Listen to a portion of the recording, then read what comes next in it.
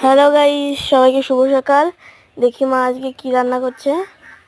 এই দেখো, চিংড়ি মাছ। এটা আমার খুবই প্রিয়। তোমরা যারা চিংড়ি মাছ খেতে ভালোবাসো সবাই কমেন্ট করবে, আর একটা ভিডিওটি ভালো লাগলে লাইক করবে। মা এখানে চিংড়ি মাছটা ভেজে নিচ্ছে,